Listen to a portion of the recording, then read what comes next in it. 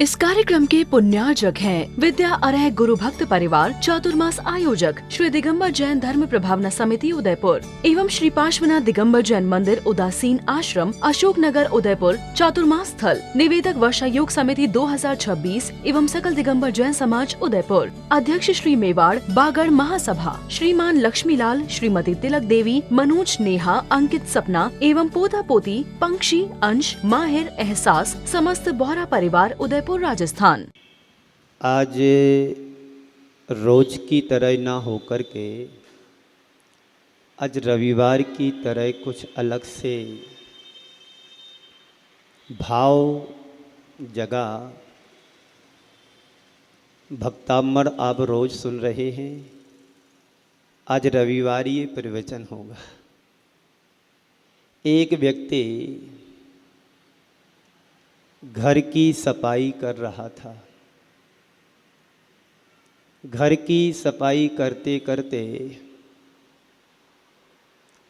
एक ऐसी वस्तु पर उसकी नज़र पड़ी जिसके बारे में वह कुछ भी नहीं जानता था, लेकिन उसके पिताजी हमेशा कहा करते थे कि देखो ये काम की चीज़ है, इसे संभाल करके रखना। ये बहुत काम की चीज़ है, जो संभाल करके रखना। आप लोग भी अपने घर में बहुत सारी चीज़ें संभाल करके रखते, भले वो काम में नहीं आए लेकिन रखते संभाल करके हैं। और आप अपने बच्चों को हिदायतें भी देते हैं कि देखो ये काम की चीज़ है, संभाल करके रखना, फेंकना नहीं।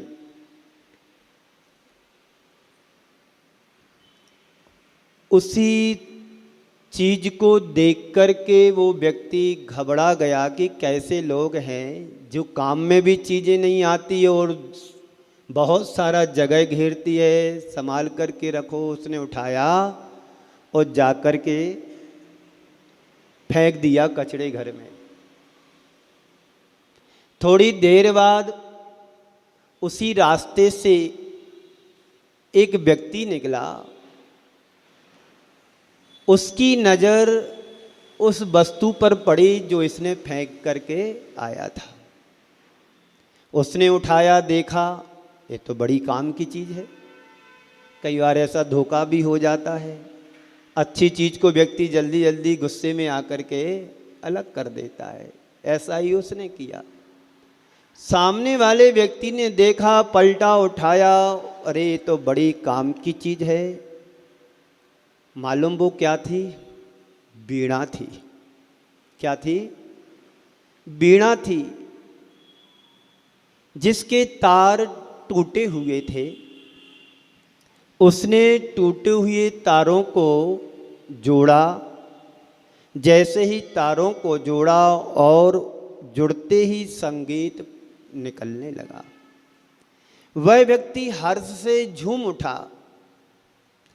संत कहते हैं हमारा जीवन भी एक वीणा की तरह है, लेकिन वीणा का लाभ और वीणा का उपयोग केवल वही कर पाते हैं जो वीणा के बारे में जानते हैं। हमारे तुम्हारे जिंदगी के तार भी टूटे हुए हैं, तो संगीत कहाँ से निकलेगा? संगीत की तरह ना निकल करके संगीत फटे बांस की तरह आवाज करता है। बंधुओं, अपनी वीणा रूपी जीवन की पहचान करने की जरूरत है। जो इसकी पहचान कर लेते हैं उनका जीवन संगीतमय बन जाता है, और जो इसे नहीं जान पाते हैं, नहीं पहचान पाते, उनका जीवन सिर दर्द बन जाता है। ये अब हमारे ऊपर है कि जीवन को संगीतमय बनाना है या सिरदर्द बना करके रखना है। तय तुम्हें करना है कि हमें क्या करना है, जीवन को कैसे जीना है, जीवन को कैसे बनाना है। आप लोग सब समझदार हैं और थोड़े कम नहीं ज़्यादा हैं। अब तय तो तुम्हें करना है कि हमारा जो जीवन है अभी किस तरह से हमारा जीवन चल रहा है। जिस रूटीन से हम चल रहे हैं इसमें कोई चेंजिंग लाना है कि इसी तरह से हमें अपने जीवन की ज़िंदगी को पूरा करना है। किसी ने बहुत अच्छी बात कही है, जब मूड खराब हो तो शब्द मत खराब बोलो। जब मूड खराब हो तो शब्द खराब मत बोलो, क्योंकि बाद में मन अच्छा हो सकता है, शब्द नहीं हो सकता।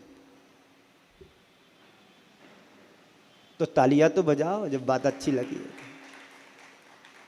यही जिंदगी यही बात हमारे जीवन के साथ घटित होती है कि हम अपने अच्छे जीवन को अच्छी दिशा नहीं दे पाते हैं, गलत दिशा की ओर हमारा जीवन सहज अनायास आगे बढ़ जाता है। देह की इस वीणा से जब साधना के तार जुड़ते हैं जीवन संगीतमय बनने लगता है। हम अपने आदर्शों को उठा करके देखें, हमारे आदर्श हमारे से काफ़ी आगे निकल गए हैं, काफ़ी ऊपर ऊंचाइयों को छू लिया है। काश हम भी उन जैसा बनने का प्रयास करें तो हमारा जीवन भी संगीतमय बन सकता है। वरना हमारे जीवन में दोष भी हैं, दुर्बलताएं भी हैं, दुर्गुण भी हैं, बुराइयां भी हैं, ना जाने सारा नगर पालिका कचरा हमारे पास ही है कि नहीं बोलो। जब व्यक्ति के जीवन में क्रोध का निमित्त आता है तो क्रोधी बन जाता है। जब व्यक्ति के जीवन में मान का संदर्भ आता है तो मानी बन जाता है। जब की तरफ हमारी प्रवृत्ति अनायास आगे बढ़ जाती है तो हम लोभी भी बनने में पीछे नहीं रहते हैं। तो ये हमारे जीवन की दोष और दुर्बलता ही तो हैं। इन सारी चीज़ों को हमारे परमात्मा ने छोड़ा और हमने बटोरा, है ना ऐसी बात? क्यों ताया जी, आपके पिताजी, आपके भाई साहब आपको दे कर के गए, आपने संभाल के रखा, फेंका तो नहीं है ना? और इसमें तुमने प्रोग्रेस की होगी, घटाया नहीं बढ़ाया ही है।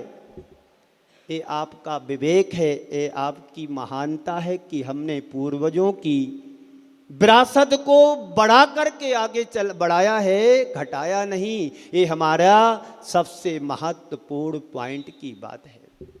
हमें कितनी दुर्लभता से मानव जीवन प्राप्त हुआ है, इसको हमें घटाना नहीं बढ़ाना है, पीछे नहीं बढ़ना है, आगे जीवन को ले जाना है। मेधावी छात्र होता है, दौड़ने वाला होता है, हमेशा एक एक पॉइंट से पीछे रह जाता, उसकी कोशिश हर बार ये रहती अब मुझे इससे आगे बढ़ना है, अब मुझे इससे आगे बढ़ना है, अब मुझे इससे आगे बढ़ना है। तो देह की इस वीणा से जब साधना के तार जुड़ते हैं तो जीवन संगीतमय बनने लगता है, तभी जीवन में मधुरता आती है। संत कहते हैं आज वीणा तो सबके पास है, लेकिन सबके तार क्या है? टूटे हुए हैं। इन 4 माहों में तुम्हें अपनी वीणा के तार को जोड़ना है। रिकॉल करो, देखो कि हमारे किस वीणा के तार टूटे हैं। अपने टूटे हैं, तुम्हारे द्वारा किसी और के तो नहीं टूट रहे हैं। सुन रहे हो ना? आपकी वीणा से प्रभावित होकर के किसी के तार जुड़े तो तुम्हारे जीवन की सबसे बड़ी उपलब्धि समझना। और हमारे अपने जीवन से किसी के तार जार जार हो रहे हैं, जर्जर हो रहे, समझ लें हमारी वीणा भी खराब है, तो दूसरों के जुड़ेंगे कैसे? संत कहते हैं जरूरत केवल उस तार को जोड़ने की जरूरत है। एक बार यदि तार जुड़ जाते हैं तो जीवन में संगीत स्फुटित होने लगता है। आप लोग संगीत के आदी हो कि नहीं? आदिनाद के आदि तो हो, पर संगीत के भी आदि होना चाहिए। आप देखिए अपने जीवन से और औरों के जीवन से, जो संगीत का रसिक होता है उसे शराब का नशा भी नहीं चढ़ता है, और संगीत के नशे में डूब जाता है तो वो पता नहीं किस दुनिया में रहता है। शराब का भी नशा होता है, शराबी को पता होता है। संगीत का नशा होता है, वो संगीतकार को नशा होता है। आप देखिए रविंद्र जैन की आवाज को, क्या प्रकृति से, कुदरत से उसे मिला है गला। गला तो तुम्हारे पास भी है, हमारे पास भी है। हमारा गला फटे बांस की तरह बजता है और उसका गला मधुरता को लेकर के कुछ भी शब्द बोले बड़ा रस आता है उसकी आवाज में। आपने पंकज उदास को सुना होगा, जगदीश सिंह ठाकुर को सुना होगा। इनके गले प्रकृति से मिले हुए, कुछ भी शब्द कहें तो मधुरता उनके गले से निकलती है, संगीत फूटता है। और उनके सामने जैसे आप लोग यहाँ पर बैठे हैं कुर्सियों पर, ऐसे उनके सामने हजारों की तादाद में बड़े क्वालिटी वाले लोग, व्यक्तित्व के धनी उनको सुनने के लिए आते हैं। और फ्री में नहीं आते, फीस दे करके आते हैं और सुनते हैं, आनंद से सराबोर हो जाते हैं। सारी जिंदगी की दिन भर की टेंशन एक दो गाना और गजल में सुनकर के अपने आप को मस्त मग्न कर लेते हैं। तो ये क्या है? संगीत का आनंद है। आनंद से जीवन को भरना यदि चाहते हैं तो हम अपनी जीवन रूपी बीणा के तार को जोड़ें और एकांत में जाकर के गुनगुनाना शुरू कर दो। तुमसे लागी लगन, तुमसे लागी लगन, बोलिए ताया जी।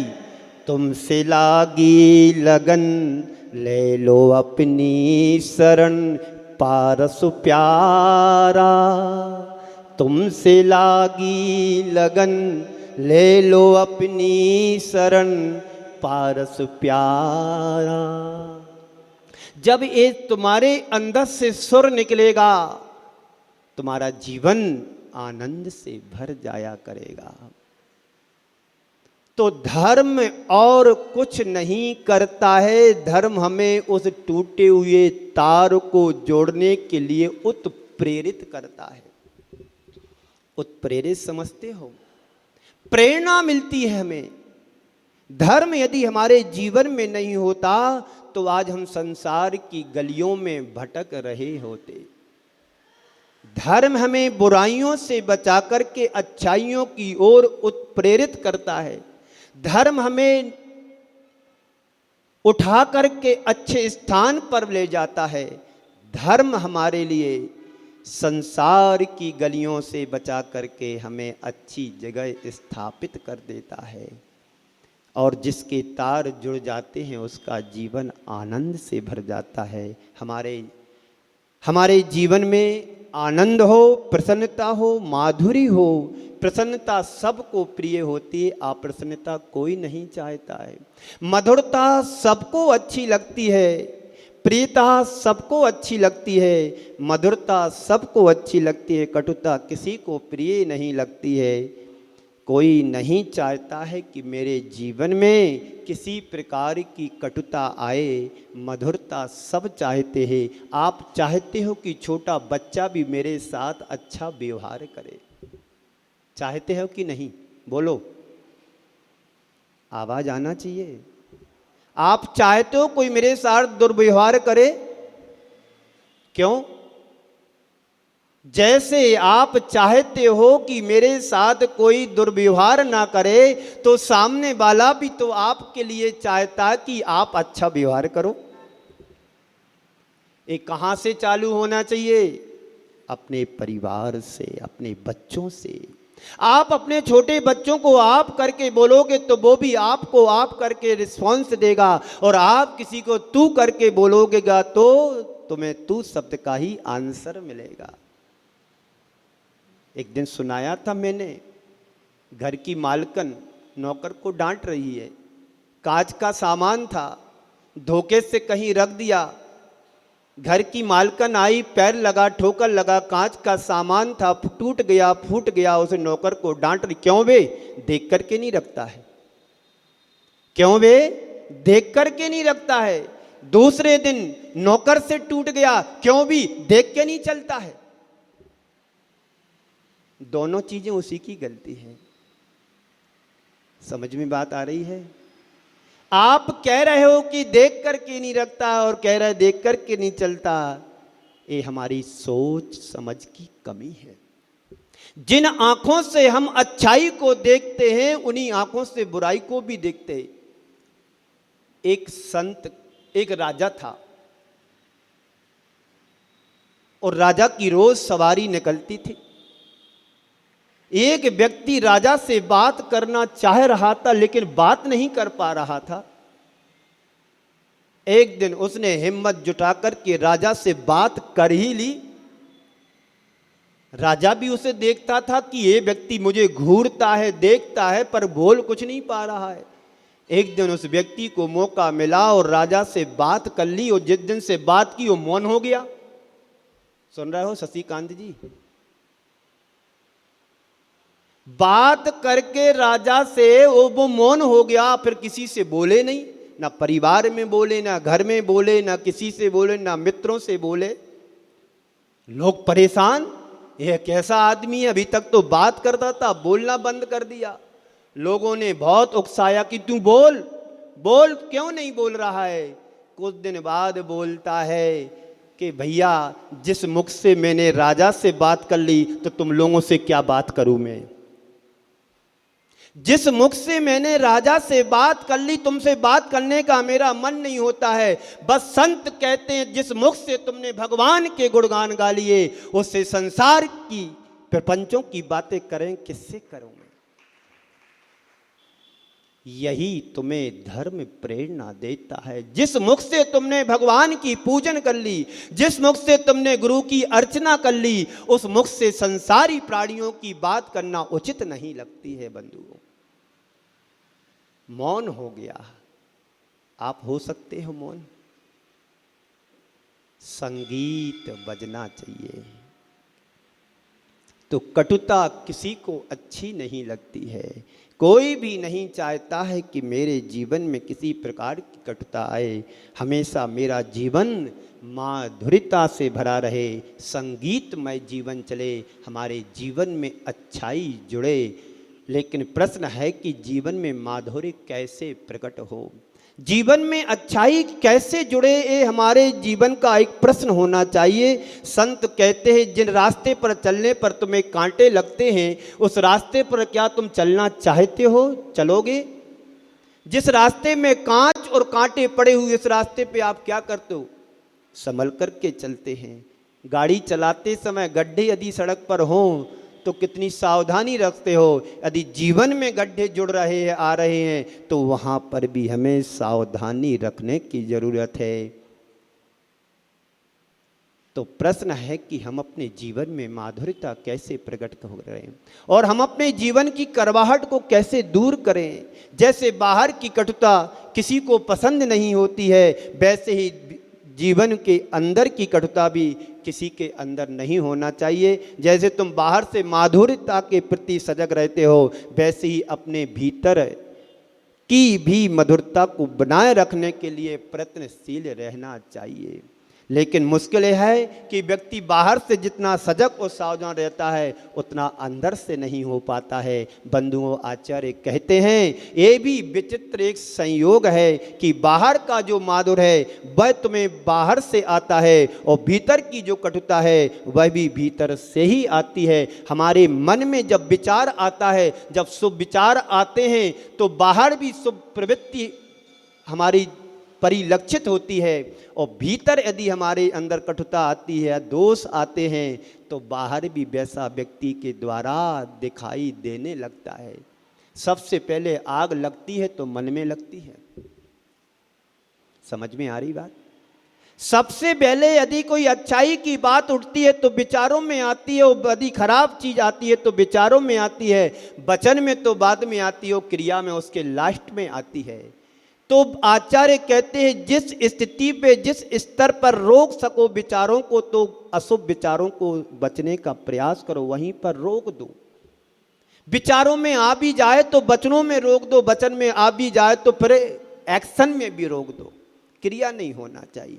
तो तुम्हारे जीवन की समझदारी है, जीवन का आनंद है, क्योंकि जिस स्तर पे बने उस स्तर पर हमें रोकने का प्रयास करना चाहिए। और अच्छाई तुम्हारे मन में आती है तो बिना विलंब के आप उसे करने के लिए तैयार हो जाओ। घर से चले मंदिर की ओर, और बीच में तुम्हारे 2 साल पुराना कोई एक तुम्हारा व्यापारी मिल जाए, कस्टमर मिल जाए, 5 लाख रुपए का माल लेकर के गया। पहले तो फोन भी उठाता था, बात भी होती थी, धीरे धीरे फोन भी बंद, नंबर भी बंद।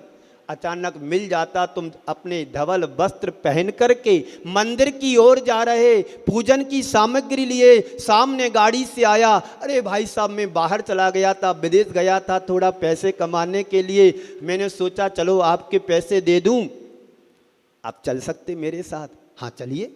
आप मंदिर को एक साइड रख दोगे, घर ले जाता है, अरे पत्नी तो रात में मायके चली गई, चाबी उसी के पास है। क्या हुआ? पैसा मिला क्या?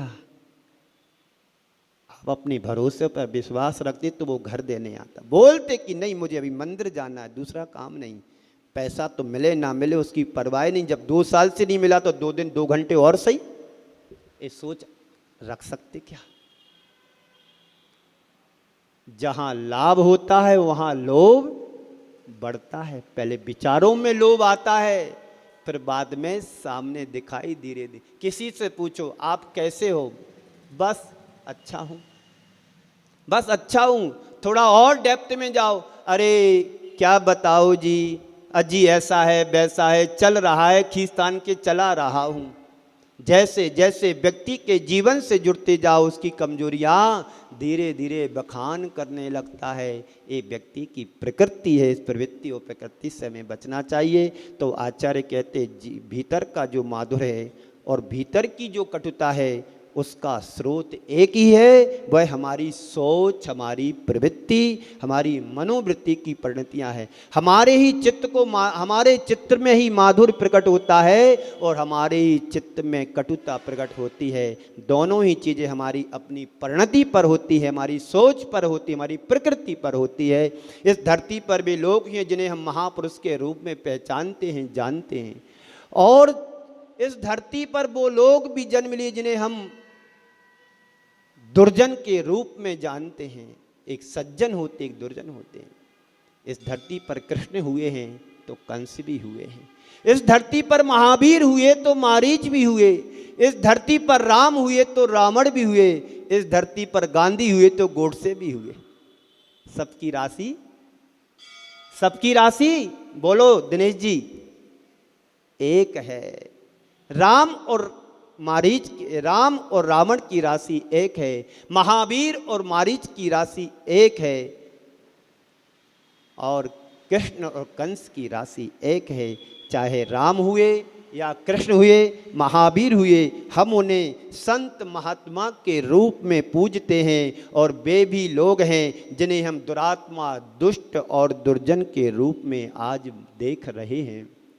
वे भी इसी धरती पर उत्पन्न हुए, चाहे रावण हो, कंस हो, मारीच हो, कोई भी हुए, सभी इस धरती पर जन्म लिए हैं, लेकिन अलग अलग काल खंडों में जन्म लिए हैं, अलग अलग व्यक्तित्व के धनी हुए हैं। यदि हम अपने भीतर देखें तो हमारे अंदर ही राम है जो हमारी एक मनोवृत्ति को दर्शाता है, हमारे अंदर ही रावण है जो हमारी दुष्ट प्रवृत्ति का एक परिचायक है। हम क्या देख रहे हैं, हम क्या कर रहे हैं, मैं कौन हूँ और मेरा क्या है, मैं क्या कर रहा हूँ और मुझे क्या करना चाहिए। ये 4 सवाल प्रतिदिन अपने मन से पूछो। जब तुम्हारी सुबह होती है तो भगवान से प्रार्थना, भगवान को धन्यवाद दो कि हे भगवान, आपकी परम कृपा से आज का दिन मुझे मिला है। इस दिन मेरे द्वारा ऐसा कोई दुष्कृत ना हो जाए जिसे मुझे जन्म जन्मांतरों तक पीछे जाना पड़े। एक बार भगवान महावीर से उनके प्रथम शिष्य, प्रधान शिष्य गौतम गर्दन ने पूछा कि भगवान ऐसा मैं क्या करूं जिससे पाप का बंध ना हो, ऐसा मैं क्या करूं जिससे पाप का बंध ना हो। तो भगवान कहते हैं कि पाप का बंध ना हो लेकिन प्रश्न भी तो करो। तो प्रथम शिष्य गर्दन ने प्रश्न किया, एक गाथा के माध्यम से उन्होंने कहा, कदम चढ़े कदम चिट्ठे, कदम मासे कदम सहे, कदम भाषिज्य भुंजिज्य एवं पावव ना बज्जय। एक गाथा के माध्यम से प्रथम शिष्य गर्धर गौतम गर्धन ने भगवान महावीर से प्रश्न किया कि भगवान में कैसे चले, कैसे खाएं, कैसे पिएं, कैसे सोए जिससे पाप का बंध ना हो। ये प्रश्न आपके दिमाग में भी आना चाहिए कि हम कैसे घर जाएं, कैसे गाड़ी चलाएं, कैसे उतरे, कैसे बैठे, कैसे बोलें, कैसे चलें, कैसे देखें, जिससे पाप का आश्रव ना हो। आश्रव तो 24 आवर्स रनिंग चालू है। मैं बोल रहा हूं तब भी आश्रव चल रहा, मीटर घूम रहा है। ये मशीन प्रकृति की कभी बंद होने वाली नहीं है। एक ही दिन बंद होती है और एक ही दिन चालू होती। यहां बंद हुई एकन 2 3 बाना हार का, 4 समय में दूसरे जगह स्थान में जन्म पा लेती है जीवन। एक टाइम चालू होती तो एक टाइम बंद होती है, गैप कुछ भी नहीं। तो कैसे चलें, कैसे बैठे, कैसे चेष्टा करें, कैसे खाएं, कैसे पिएं, कैसे क्या करें, तो बड़ा उत्तर दिया होगा। रोज पूजन करो, रोज अभिषेक करो, रोज प्रक्षाल करो, रोज साधु संतों को आहार दो, रोज बड़े बड़े विधान करो, इससे पाप का बंध नहीं होगा। नहीं, ये नहीं कहा भगवान महावीर ने। बस उसी गाथा का थोड़ा संशोधन कर दिया। क्या किया? कदम चढ़े जधम चरे। कदम यानी कैसे चलें? तो सावधानी पूर्वक चलें, प्रयत्न पूर्वक करें कि मेरे द्वारा किसी भी तरह की असावधानी ना हो जाए। तो उत्तर दिया, जदम चरे जदम चिट्ठे, जद मासे जदम सहे, जदम भासे जे भुंजे एवं पावम ना बज्जई। सावधानी पूर्वक चलें, सावधानी पूर्वक उठें, सावधानी पूर्वक बोलें, सावधानी पूर्वक बैठें और सावधानी पूर्वक खाएं, जिससे पाप का बंध ना हो। हमारी सोच पर सब कुछ डिपेंड करता है। महात्मा गांधी ने 3 बंदरों की बात की, भगवान महावीर ने एक ही बंदर की बात की। कौन सा बंदर है जी? एक। अभी तो 3 बंदरों की कहानी सबने सुनी थी। क्या बोल रहा है वो 3 बंदर? बुरा मत बोलो, बुरा मत देखो, बुरा मत सुनो। ये तो कहानी पुरानी हो गई। एक नया बंदर मैं आज लेकर के आया हूं अपने पास। वो दिखता नहीं है पर अनुभव सबको कराता है। दिखता नहीं है, वो चौथा बंदर है। एक बंदर, भगवान महावीर कहते तुम एक बंदर रख लो, 3 बंदर रखने की जरूरत नहीं है। वो क्या कह रहा है सुनो प्रकाश जी। वो माथे पर उंगली रखे हैं कि बंदूक मत चलाओ। वो मस्तक पर अपनी उंगली रखकर कह रहा है बुरा मत सोचो। ए सोच पे ही सारी चीजें डिपेंड करती हैं। तुम्हारे मन में जैसा विचार आता वैसे आप एक्शन करने लगते हो, वैसे आप प्रवृत्ति करना रखते हैं, वैसे आपके परिणाम बनते हैं। क्या कह रहा है? बुरा मत देखो, आंख रख, पट्टी रखा ली। बुरा मत सुनो, उंगली डाल ली। बुरा मत बोलो, उंगली लगा ली। पर सोच के ऊपर सारा डिपेंड करता है कि बुरा बोलना कि अच्छा बोलना, अच्छा सुनना कि बुरा सुनना, कौन मेरे बारे में अच्छाई बोल रहा है, कौन मेरे बारे में बुरा बोल रहा है, मुझे क्या देखना है, फिल्म देखना है कि भजन सुनना है, भजन देखना है, विधान देखना है कि भजन सुनना है कि पूजा कर देखना है, क्या करना है। तब हमारी सोच पर डिपेंड करता है। क्या सोच रहे हो? क्या मेरा है कि आज तुझे दे डालूं? क्या सोच रहे हो? क्या सोचूं? गुरुदेव का वो आइको है ना। क्या सोच रहे हो? क्या चाहा? क्या अपना कभी मिला, कभी हुआ? कुछ नहीं हुआ। जो है सब कुछ हमारी सोच पर। एक सोच, एक विचार साथ में नरक की आयु का बंद करा देता है। प्रथमानी योग के ग्रंथों को तो पढ़ो। महामत्स्य जो राघो मत्स्य कहलाता है, स्वयंभू रमण समुद्र में तैर रहा है, आज भी है। और वो सोच रहा है कान में बैठा बैठा तंदुल मत्स्य कि इसके मुख में हजारों मछलियां आ रही जा रही, यदि मैं इसके स्थान पर होता तो एक मछली मेरे से बच नहीं पाती। अभी खाया भी नहीं, पकड़ा भी नहीं, और विचार मात्र से उसने 7वें नरक की आयु का बंद कर लिया। तो कैसे चले? ऊँगते ऊँगते चले, अकड़ते चले? कैसे चलना है? झुक कर के चलो, विनम्रता के साथ चलो, नम्रता के साथ चलो। कोई मिले तो हाँ जी, जय जिनेंद्र भाई साहब, जय जिनेंद्र बाबू जी, हाँ बेटे बहुत दिन बाद देख रहा है, जय जिनेंद्र, कैसे हो? ठीक है ना? घर में क्या बिगड़ा तुम्हारा? अभी मैंने कहा था थोड़ी देर पहले कि जिस राजा से बात कर ली उससे किससे बात करूं? अब बताइए। जिस मुख से प्रभु का गुणगान गा लिया, अब उससे किससे बात करूं? आप अपना मुख का झूठा किसी को देते हो? किसी का झूठा खाते हो? बोलो जी। तो जिस मुख से हमने राजा से बात कर ली, अब किसी से बात करने लायक मेरा मुख नहीं बचा है। जिस मुख से मैंने प्रभु के गुणगान कर ली, आरती कर ली, भक्ति कर ली, अब इस मुख से किससे बात करूं जो भगवान के समकक्ष हो। यदि तुम्हारे अगेंस्ट कोई नहीं चलता है तो सावधानी बना करके रखो। बैर भाव गठान नहीं होना चाहिए, मध्यस्थ भावम विपरीत वृत्तौ। मध्यस्थ प्रवृत्ति वालों से, विपरीत प्रवृत्ति वालों से मध्यस्थ हो जाओ। यही हमारे आचार्यों ने सत्वेषु मैत्रेषु गुणसु प्रमोदम क्लिष्टेषु जीवेषु कृपा परत्वम मध्यस्थ भावम विपरीत वृत्तौ। विपरीत प्रवृत्ति वालों से मध्यस्थ भाव रखो, जो हमारे गुणीजन है मैत्री का भाव रखो। कितना सरल सूत्र हमारे लिए आचार्यों ने दिया है, लेकिन गलती हम यहीं कर जाते हैं क्योंकि हमारे संस्कार अनादि के होते हैं। उन संस्कारों को मिटा पाना बड़ा मुश्किल है। इसलिए मैं बार बार कहता हूं, जहां से एक बार पानी बह जाए और सूख जाता है पानी, तो दोबारा गिरे बारिश हो तो उसी रास्ते से पानी बहता है। ये संस्कार हैं, एक जन्म के संस्कार नहीं, हमारे जन्म जन्मांतरों के संस्कार हैं। इनसे हमें अब अपने संस्कारों को बदलना है। वो बदलोगे तभी जब देव शास्त्र गुरु का सानिध्य पाओगे तब। गुरु कहते आप छह में पढ़ते हो, कहें सीख गुरु करुणाधार। क्या कहते हैं गुरु? कहें सीख गुरु करुणाधार। करुणा करके, दया करके गुरु हमें उपदेश देते हैं, मीठे वचन बोलो, सरस वचन बोलो। जिस मुख से हम मधुरता के साथ व्यवहार करते हैं, उसी मुख से बात दुर्व्यवहार भी हम कर लेते कभी कभी क्रोध में आकर के।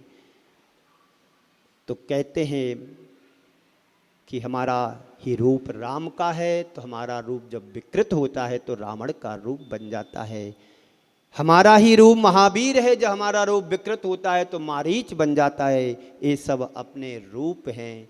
कौन सा मुखौटा तुम्हें पहनना है, रावण का पहनना है कि राम का पहनना है? एक अच्छा प्रसंग रामायण का सुनाता हूँ, विराम देता हूँ क्योंकि समय आपका होने वाला है। रावण सीता का हरण करके ले गया, सीता पर मोहित हो गया, ले गया, चुरा करके ले गया। ले तो गया पर छू नहीं पाया।